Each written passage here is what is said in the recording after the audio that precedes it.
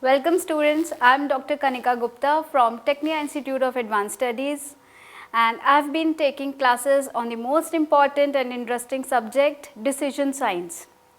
Generally students have this phobia regarding the subject. They feel that it's very tough, it's very demanding and time consuming, but in reality it's not, because once you sit doing the problem solving questions, and if you properly and interestingly try to understand the concepts behind the decision science, you love this subject. Decision science is basically, it is a science of making quality decisions. It is problem with making valuable decisions in the companies. When you will be placed in the companies, you will be faced with the problem of making valuable decisions. And at that time, decision science will help you in making the decisions and coming out of the problems and providing solution to the companies through using various techniques and models.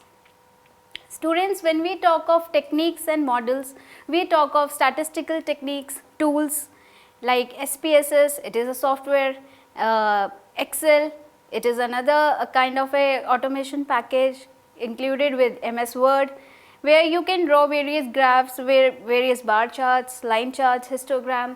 And when we are talking of statistical model, we are talking of regression model in predicting the future trends, and transportation model, assignment model, linear programming model is there, and various scheduling problem is there, various other models have been designed. So today class, we will talk about the transportation model. I have personally chosen this topic because it is very much interesting and involving. Now when we are talking of transportation, or rather when we are talking of decision science, we always think from producer's point of view. And when we are thinking from producer point of view, then the main focus should be on the profits and the cost. When we are talking of profits, we say that we have to maximize the profit. But when we are talking of the cost and the time, as a producer, we always try to minimize the cost and time taken for a production process. So, before we start with today's topic, just keep in mind that whatever we are doing, whatever be the object, we have to think from producer's point of view. Now, in transportation model, the objective is to minimize the cost and time taken for transporting of goods or materials from supplier to demand side. Now from transporting these materials, we have to incur a particular cost and the time involved in it. So the objective becomes in the transportation model is to minimize the transportation cost and the time. So the final objective of transportation problem becomes to minimize the transportation cost and to maximize the producer's profit. Now the transportation problem is divided into two parts. The first part deals with calculating the initial basic feasible solution, and the second part deals with checking the optimality of the basic solution which we have calculated in the earlier part, that is the first part. Now when we are making the calculations for the first part, that is the initial basic feasible solution, we make allocations using the three methods by adjusting the demand and supply. As you can see, demand and supply can be adjusted through basic structure of transportation problem. Corresponding the rows, we have the demand and the supply. Corresponding to the rows, we have the supply, and corresponding to the columns, we have the demand.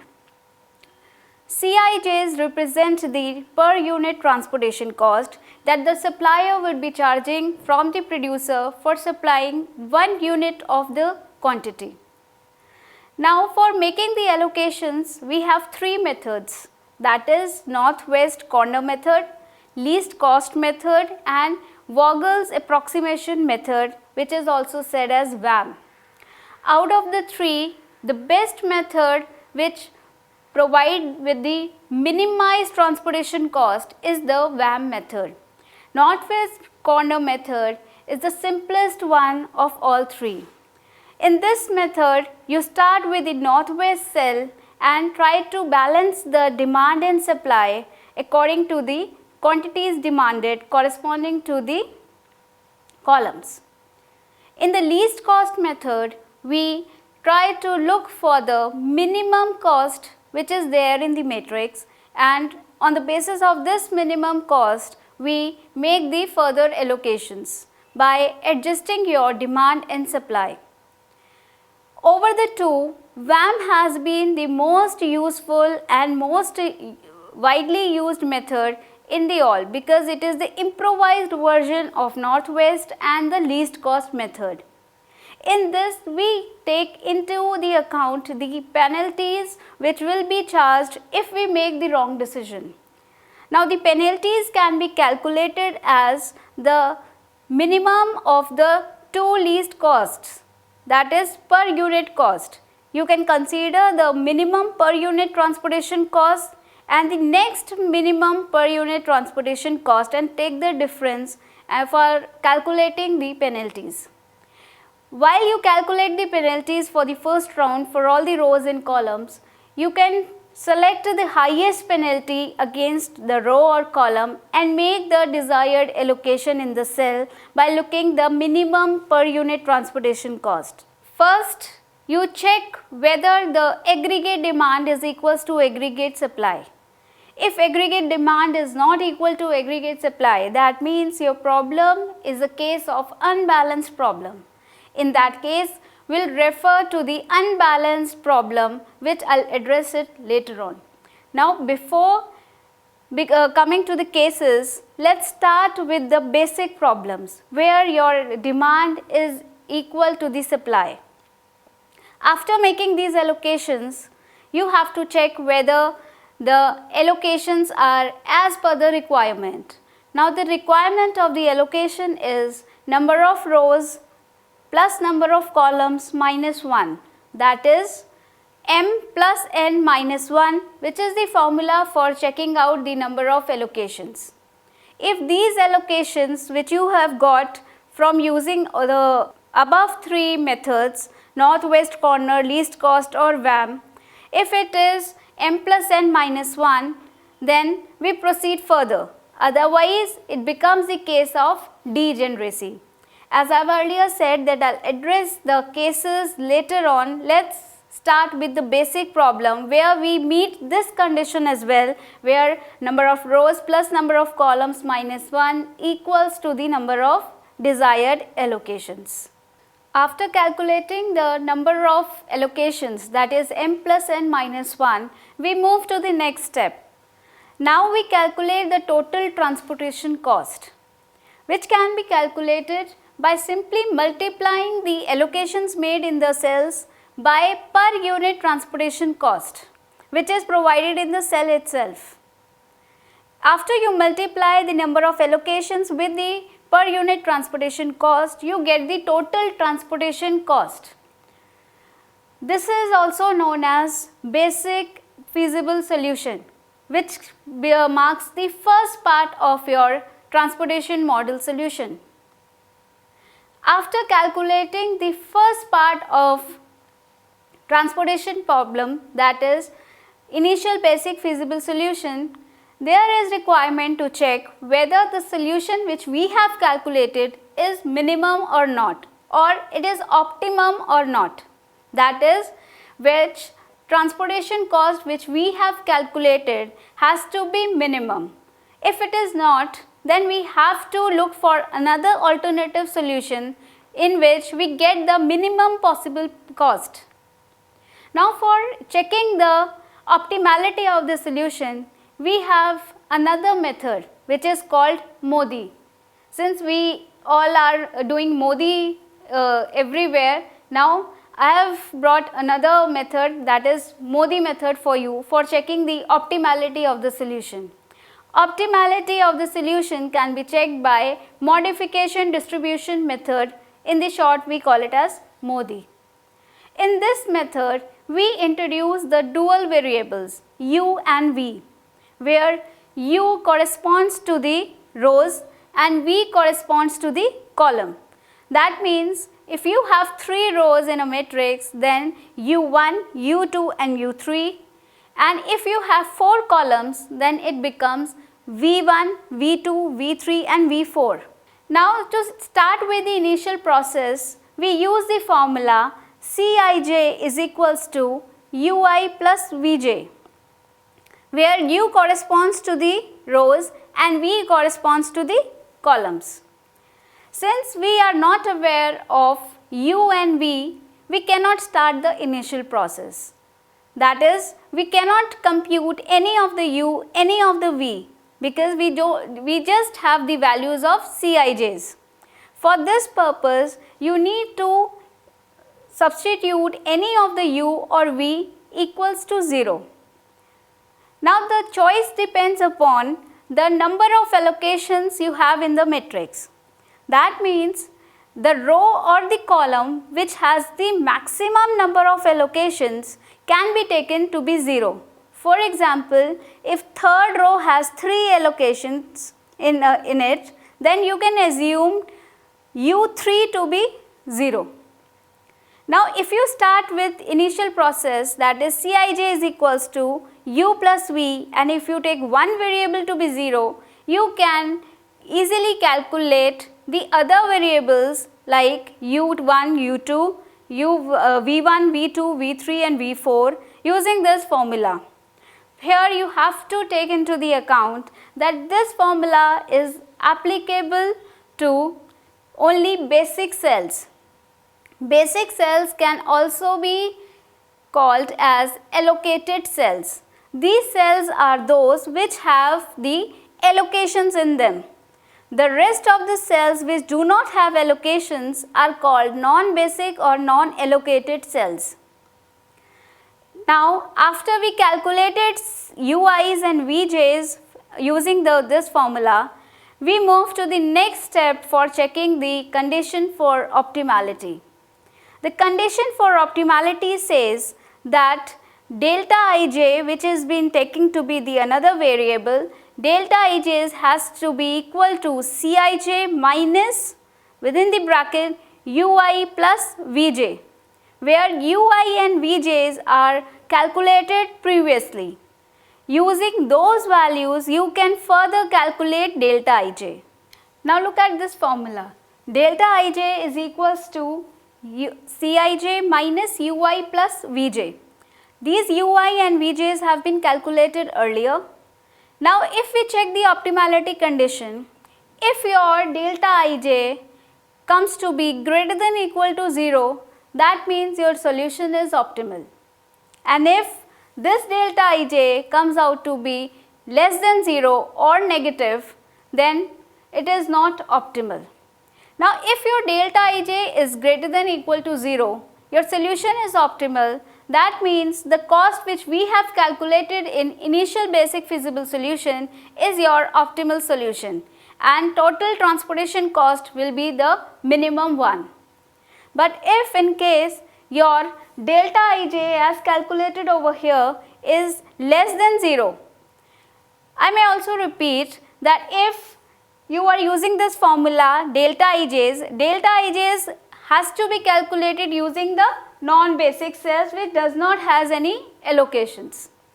Now if this delta ij comes out to be negative or less than 0, then the solution which we have calculated earlier, that is your basic feasible solution, is not optimal, which requires to calculate another alternative solution. Decision science basically deals with providing various alternatives so that whenever there is a requirement, you have the backup plan as well as the action plan. Action plan, when fails at the time of controlling, if you have the alternatives or the backup plan, you can put forward the best foot. Now, if the solution is not optimal, then we move to the further step of loop formation. This is another important link between the transportation model, which is required to be understood carefully. Loop formation, when we talk of loop loop comes with the three types of shapes, like loop can be square or rectangle and L. It could be inverted L or it could be straight. It could be leftward or rightward. Now to start with the loop, we have to see the delta ij's. Delta ij's where you are using the non-allocated cells. Whenever we are getting a negative in the delta ij, we form the loop, and the loop starts from the very much that cell which is negative. Suppose if delta 21 is negative, we start the loop from 21. The basic condition for the loop is that it must has the allocations on all the corners of the loop. If you are forming a square, then besides from where you are starting the loop, the rest three corners must have the allocation. Only then you can form a loop, otherwise you will not get a proper shape of the loop. After you form the loop, it could be a square, rectangle or the L, as in this case it is square. Now from the negative point, you have to put the signs. You have to introduce the signs plus and the minus alternatively. Like in this case, from the cell from where we are starting the loop, we have to put a plus sign over there, and alternatively minus, plus and minus. Now this makes the loop complete. Now moving on the next step, at the corners of the negative, the minus sign, compare and select the minimum allocation. As you can see here, the minimum allocation is 80. If minimum is 80, then you have to adjust all the allocations, all the quantity of allocation from this 80. For example, where you have put the plus sign, just add the 80 units to the allocation. Where you have put the negative sign, you just subtract the 80 units from the cell. Likewise, all the allocations will be selected. Now after you have calculated the allocations, you have to make the new matrix all over again with the new allocations adjusted in the new matrix. Now after you make the new matrix as shown in this figure, you have to again calculate your UIs, VJs and delta IJs provided the conditions remains the same. That means that you have to first substitute any of the U corresponding to the rows and any of the V's corresponding to the columns to be 0 to start on with the initial process of Cij is equals to Ui plus Vj. The formulas has to be used again and again, and they remains to be the same. After you have calculated the Ui and Vj from the improved matrix, you again calculate the optimality check. That means you have to again calculate delta Ij's. Delta Ij is equals to Cij minus Ui plus Vj. Now this time you have to use the improved matrix. This time if your delta Ij comes out to be positive, that means now your solution is optimal. Otherwise, if delta Ij comes out to be negative, that means again there is an alternative solution to your problem and you have to again repeat the entire process. That means after calculating delta Ij is equals to Cij minus Ui plus Vj again, if you are getting the negative, then you have to again form the loop and again you have to repeat the process. After this, you have to again check the optimality, and this time if delta Ij comes out to be positive, that means your solution is optimal, otherwise not. Now that we have understood the two steps, that is two parts of the transportation model problem, that is initial basic feasible solution and checking the optimality. Now we move on to the very important segment of transportation model, that is understanding the cases of transportation model. Generally we are faced with this problem of cases in the transportation problem. Till now what we have covered is the very basic of solving a transportation model problem. Now we focus on the cases of transportation problem. There are three basic cases of transportation problem. The first one is unbalanced transportation problem. As unbalanced means that one quantity is more than the other. In transportation model we have demand and supply.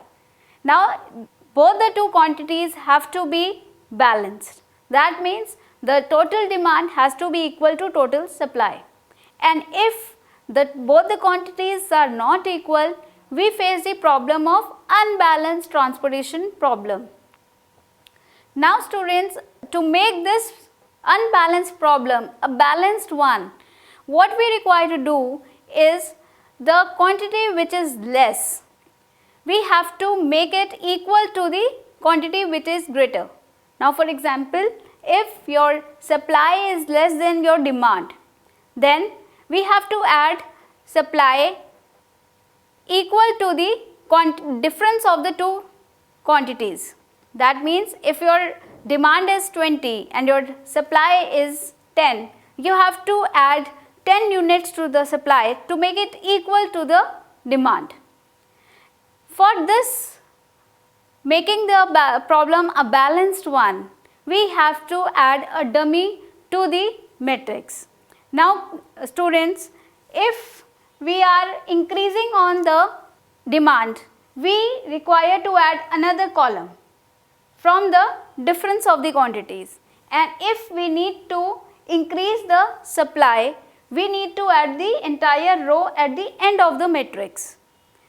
In that case, now your problem is a balanced one from demand is equals to supply, and you get the balanced transportation problem. After getting the balanced transportation problem, you have to proceed in the similar manner as we have discussed earlier. Now you again have to make the allocations while using any of the three methods which we have discussed earlier. That is from northwest corner method or least cost method or VAM approximation method, Vogel's approximation method. Any of the three methods can be applied now to get the initial basic feasible solution. After getting this, again we need to check the optimality using the formula delta Ij andCijs. I hope you have understood the concept. Thank you very much.